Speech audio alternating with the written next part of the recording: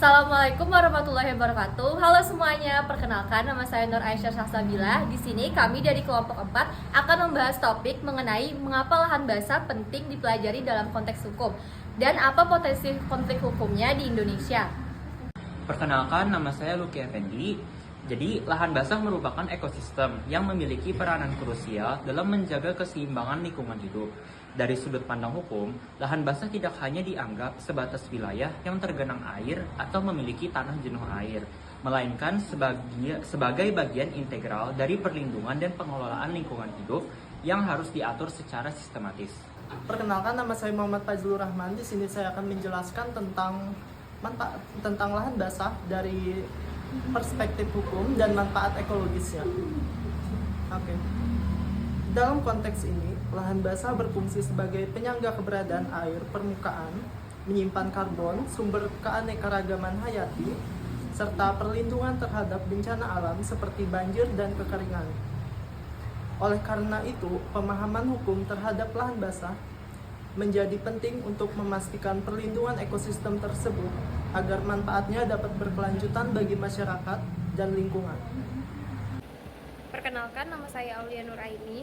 Sampai saat ini, pengaturan hukum lahan basah tidak memiliki regulasi khusus yang terpisah.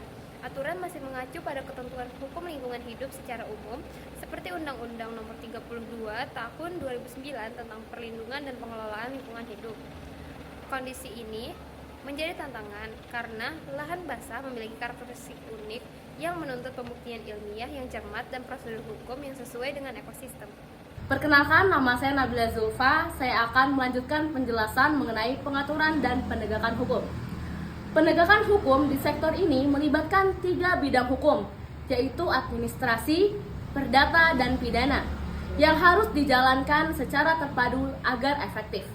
Eksistensi asas primum remedium, yakni penggunaan sanksi pidana sebagai upaya utama, bukan hanya sebagai obat terakhir, menunjukkan urgensi perlindungan tegas terhadap lahan basah, mengingat kerusakan yang sudah meluas di berbagai wilayah.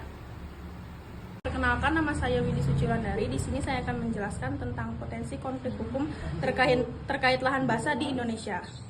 Muncul dari berbagai faktor, misalnya lemahnya koordinasi antara lembaga penegakan hukum, tumpang tindih pengelolaan multisektor, serta tekanan investasi yang sering mengabaikan aspek lingkungan.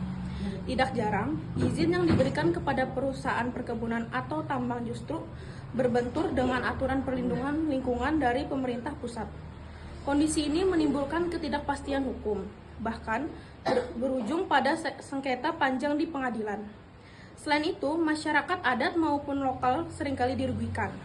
Hal ulanya mereka kerap diabaikan ketika lahan basah dialihfungsikan, akibatnya muncul konflik sosial yang bukan hanya soal hukum, tapi juga menyangkut hak hidup dan keberlanjutan ekonomi masyarakat setempat.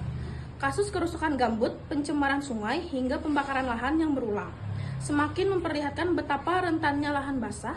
Situasi ini menunjukkan bahwa tanpa regulasi yang jelas dan koordinasi yang baik, lahan basah akan terus menjadi arena benturan kepentingan antara negara, korporasi, dan masyarakat. Perkenalkan, nama saya Maya Nurianti. Konflik yang sudah dijelaskan sebelumnya berimplikasi pada kesulitan menegakkan aturan, baik secara preventif maupun represif. Akibatnya, kerusakan lingkungan semakin parah, sementara pemulihan membutuhkan waktu yang panjang dan biaya yang besar. Karena itu, dibutuhkan kesadaran hukum yang tinggi, regulasi yang lebih spesifik, serta koordinasi antar instansi yang efektif agar keberlanjutan fungsi lahan basah dapat terjamin. Sebagai penutup, rekomendasi untuk menyelesaikan permasalahan ini adalah memperkuat regulasi khusus yang secara komprehensif mengatur pengelolaan dan penegakan hukum terhadap lahan basah. Regulasi ini harus mampu menempuh celah hukum yang selama ini dimanfaatkan, menyelesaikan tumpang tindih kewenangan, serta memberi kejelasan tanggung jawab antar instansi. Selain itu, penerapan asas primum remedium perlu ditegaskan agar sanksi pidana benar-benar digunakan sebagai instrumen utama. Hal ini penting karena kerusakan lahan basah tidak bisa dipandang sebagai pelanggaran biasa, tetapi sebagai kejahatan ekologis yang berdampak luas terhadap manusia dan lingkungan.